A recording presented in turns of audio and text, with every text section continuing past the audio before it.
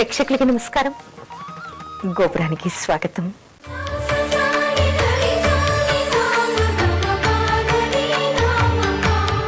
సంవత్సరాదిని ఎలా నిర్ణయించాలి? సంవత్సరాది అంటే ఉగాది. ఉగాదిని ఏమంటాం? యుగాది అంటారు. యుగారంభమైందిట అంటే ఇక్కడ సృష్టి ఆరంభం జరిగిందిట. ఏ రోజు? చైత్ర శుద్ధ ప్రతిపద రోజు సూర్యోదయానికి బ్రహ్మ సృష్టిని ప్రారంభించట. అందుకని ఆ రోజు మనం ఉగాది చేసుకుంటాం.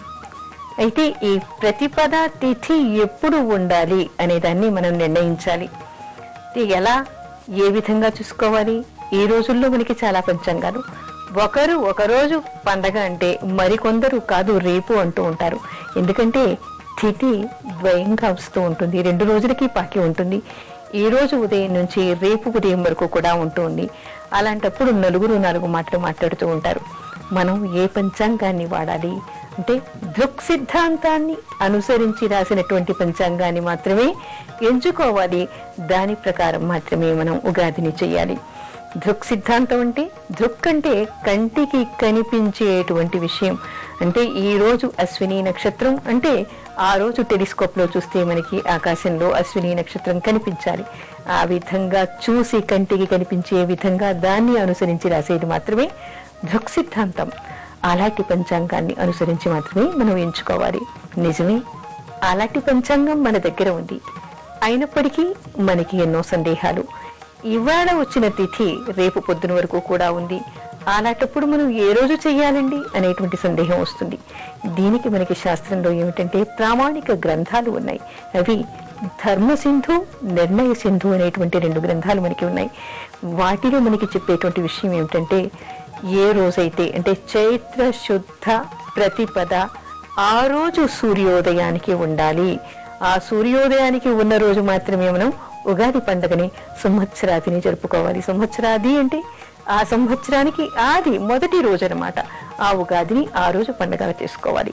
ఒకవేళ ఈ రోజు సూర్యోదయానికి ప్రారంభమై రేపు సూర్యోదయం తర్వాత కూడా ఉందనుకోండి, అప్పుడేం చెయ్యాలి అనేటువంటి సందేహం కూడా చాలా మందికి వస్తుంది. అలాంటప్పుడు ఏం చెప్తారంటే, ముందు రోజును మాత్రమే, అంటే ముందు రోజు 2 రోజుల్లో వచ్చింది కదా, మొదటి రోజు మాత్రమే ఉగాదిని జరుపుకోవాలి. ఎందుకు అంటే మిగతా పండగల్లాగా కాదు. మిగతా పండగలన్నీ కూడా ఒక్కొక్క రోజు ఒక్కొక్క విధంగా ఉంటాయి. సంక్రాంతి చేసామనుకోండి, మనకేమిటి, సూర్యుడు రాశిని మారిన సందర్భాన్ని ఆ సమయాన్ని బట్టి మనం ఎంచుకుని చేస్తాం. సంకటహర చతుర్థి వచ్చిందనుకోండి, చంద్రోదయానికి తిథిని మనం చూసుకుంటాం. శివరాత్రి అనుకోండి, అర్ధరాత్రికి మనం చూసుకుంటాం. కొన్ని ప్రదోష వేళ చూసుకుంటాం. పితృకార్యాలు చేస్తే మధ్యాహ్నం పూట చూసుకుంటాం. కానీ పండగలు శుభాలు మనం ఏం చూసుకున్నా కూడా సూర్యోదయానికి చూస్తాం. అయితే ఈ సంవత్సరానికి ఉన్నటువంటి ప్రాముఖ్యత ఏమిటి అంటే, సంవత్సరాది మొదటి రోజే జరగాలి అనడానికి కారణం ఏమిటంటే, మనకి సంవత్సరంలో ఏదైనా కూడా మనం నవనాయకుల్ని ఎంచుకొని ఆ సంవత్సర ఫలితాన్ని చెప్తాం. అంటే ఉగాది ఏ వారం రోజు వచ్చిందో ఆ వారాధిపతి ఆ సంవత్సరానికి రాజు అవుతాడు. అందుకని మరి 2 రోజులైతే మరుసటి రోజు ఉన్నటువంటిది అనుకోండి, ఈసారి ఏమైంది, మనకి ఏప్రిల్ 4వ తారీఖు రోజు మనకి ఉగాది అయింది. అంటే ఏప్రిల్ 4వ తారీఖు ఏమైంది, సోమవారం అయింది. అంటే ఈ సంవత్సరానికి మనకి అధిపతి ఎవరు? చంద్రుడు. సోముడు అంటే చంద్రుడు అనమాట.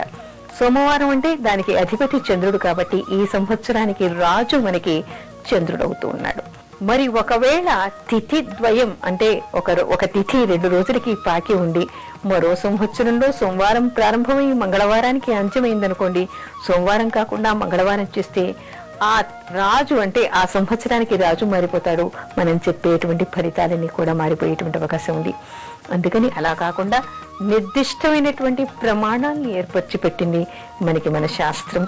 అందుకని దాన్ని అనుసరించి మనం ఏం చేయాలి, ఉగాదిని మనం సూర్యోదయానికి తిథి ఉండేలాగా, అంటే ప్రతిపదా తిథి చైత్ర శుద్ధ పాడ్యమి తిథి సూర్యోదయానికి ఉండాలి. ఒకవేళ 2 రోజులు వచ్చిందనుకోండి, మొదటి రోజుని మనం ఎంచుకొని ఈ పండగ చేయాలని మనకి ప్రామాణిక గ్రంథాలు చెప్తూ ఉన్నాయి. కాబట్టి దానిని అనుసరించి మాత్రమే మనం చేయటం వల్ల సరైనటువంటి ఫలితాన్ని మనం పొందుతాం. వసంత నవరాత్రులు అంటే వసంత ఋతువులో వచ్చేటువంటి నవరాత్రులు. దీనికి మనకి వేదంలో కూడా ఉంది. ఏమిటంటే మధుశ్చ మాధవశ్చ అంటారు. అంటే వసంత ఋతువుకి మధువు ఋతువు, వసంత మాసానికి మధుమాసం అనేటువంటి పేరు కూడా ఉంది. అయితే ఈ నవరాత్రుల్ని మనం ఎప్పుడు ప్రారంభించాలి అంటే వసంత ఋతువులో ప్రారంభిస్తాము. వసంత ఋతువులో కూడా ఎప్పుడు ప్రారంభించాలి? ఉగాది నుంచి మనకి శ్రీరామనవమి వరకు ఈ నవరాత్రుల్ని మనం చేస్తాం. అంటే వసంత ఋతువులో వస్తాయి కాబట్టి వసంత నవరాత్రులు అంటాం. అసలు నిజానికి మనం నవరాత్రులు ఎప్పుడు చేయాలి, ఎన్నిసార్లు చేయాలి అనేటువంటి విషయాన్ని మనకి బ్రహ్మాండ పురాణంలోనూ దేవి భాగవతంలోనూ చెప్పడం జరిగింది. అదేమిటి అంటే సంవత్సరంలో మనం 4 సార్లు ఈ నవరాత్రుల్ని, దేవీ నవరాత్రుల్ని చేయాలిట. ఒకటేమిటి? శరన్నవరాత్రులు అందరికీ తెలిసిందే, అది దసరాల్లో మనం చేస్తాం, అంటే శరదృతువులో మనం చేస్తాం. ఆ తర్వాత వసంత నవరాత్రులు అంటే వసంత ఋతువులో వసంత మాసంలో ఉగాది నుంచి మనం ప్రారంభించి చేస్తాం. అయితే మరి 2 కూడా ఉన్నాయి మనకి. మార్గశిర మాసంలో చేసేదిను, ఆషాఢ మాసంలో చేసేది, కానీ అది వాడుకలో మనకి అంతరించిపోయింది. ఎంతో ఉపాసన ఉన్నవాళ్ళు మాత్రమే ఈ రోజుల్లో దాన్ని పాటిస్తూ ఉన్నారు. జనబాహుళ్యంలో ఉన్నటువంటిది అందరికీ తెలిసింది మాత్రం శరన్నవరాత్రులు, వసంత నవరాత్రులు. ఈ వసంత నవరాత్రుల్లో ఏం చెయ్యాలి అంటే, దేవీ నవరాత్రుల్లో మనం శరదృతువులో అమ్మవారికి నవరాత్రి పూజ ఏ విధంగా చేస్తామో, ఈ వసంత నవరాత్రుల్లో కూడా అమ్మవారికి అదే విధంగా ఉగాది రోజు కలశ స్థాపన చేసి అమ్మవారికి పూజలు చేయాలి అనేటువంటి విషయాన్ని చెప్తారు. అయితే ఇక్కడ మనకి ప్రత్యేకంగా కనిపించేటువంటి అంశం ఏమిటంటే, ఈ నవరాత్రుల్లో కూడా మామూలుగా శరన్నవరాత్రుల్లో ఏ విధంగా చేస్తామో అదే విధంగా 9 రోజులు సప్తశతి పారాయణం చేయడం, చండీ హోమాలు చేయడం, తర్వాత బాలా పూజలు చేయడం, తర్వాత మనం సువాసిని పూజలు చేయటం, ఇలాంటివన్నీ చేస్తాము. అర్చనలు చేస్తాం, అమ్మవారి గురించి పారాయణలు చేస్తాం. ఇవన్నీ కాకుండా ఇక్కడ ప్రత్యేకంగా కనిపించేటువంటిది రామాయణ పారాయణాన్ని కూడా ఈ 9 రోజులు చెయ్యాలి అంటారు. శ్రీరామనవమి రోజు శ్రీరామ కళ్యాణం తర్వాత చండీ హోమం చేసి ఆ తర్వాత ఈ నవరాత్రి సమాప్తం చేస్తారు. అయితే నియమస్తులు మాత్రం, ఉపాసనాపరులు మాత్రం శరన్నవరాత్రుల్లో కానీ వసంత నవరాత్రుల్లో కానీ దసరాతో కానీ శ్రీరామ నవమితో కానీ అంతం కాకుండా పౌర్ణిమ వరకు చేసి పౌర్ణిమ రోజు వాళ్ళు సమాప్తం చేస్తూ ఉంటారు. ఇది ఏది ఏమైనప్పటికీ కూడా వసంత నవరాత్రులు అనేటువంటిది మనం ఉగాది నుంచి ప్రారంభించి శ్రీరామ నవమి వరకు చెయ్యాలి అనేటువంటి విషయాన్ని గ్రహించాలి. ఇక్కడ ముఖ్యంగా అమ్మవారి పూజల్ని చేయడమే కాకుండా శ్రీరాముడి కోసం అని చెప్పేసి రామ పట్టాభిషేకం ఫోటోని పెట్టుకుని వీళ్ళంతా కూడా రామాయణ పారాయణం చేయాలి అనేటువంటి విషయాన్ని చెప్తారు. అయితే అందరికీ సందేహం రావచ్చు, దేవీ నవరాత్రులు ఈ రామ నవమి ఎప్పుడు ఎందుకు చెయ్యాలి అనేటువంటి సందేహం కూడా రావచ్చు. మనకేం చెప్తారంటే, శ్రీరామో లలితాంబిక, శ్రీకృష్ణు శ్యామలాంబ అంటారు. అంటే శ్రీరాముడు ఎవరో కాదు, సాక్షాత్తు లలితా పరమేశ్వరికి మారు రూపంగా చెప్తారు. అందుకని ప్రత్యేకంగా ఈ సమయంలో మనం శ్రీరాముణ్ణి కొలుస్తూ ఉంటాం, అమ్మవారి నవరాత్రిని కూడా చేస్తూ ఉంటాం. అయితే అందరికీ ఉపదేశాలు ఉండకపోవచ్చు, అందరూ దీక్షగా నవరాత్రులు చేయలేకపోవచ్చు. కానీ ఈ పర్వటి రోజుల్లో అమ్మవారికి కుంకుమార్చన చేసుకోవడం, ఏదైనా స్తోత్రాలు చదువుకోవడం, రామ రక్ష అయినా కనీసం, అంటే రామ నవరాత్రులు చేయలేకపోయినా, రామాయణ పారాయణం చేయలేకున్నా కనీసం రామరక్షా స్తోత్రాన్ని చదువుకోవడం, లేదా శ్రీరామ జపాన్ని చేయడం, శ్రీరామ నామాన్ని అనుకోవడం, అమ్మవారికి అర్చనలు చేయటం వలన అమ్మవారి కరుణకి, శ్రీరాముడి కరుణకి పాత్రులు కావచ్చు అనేటువంటి విషయాన్ని తెలుసుకోవాలి.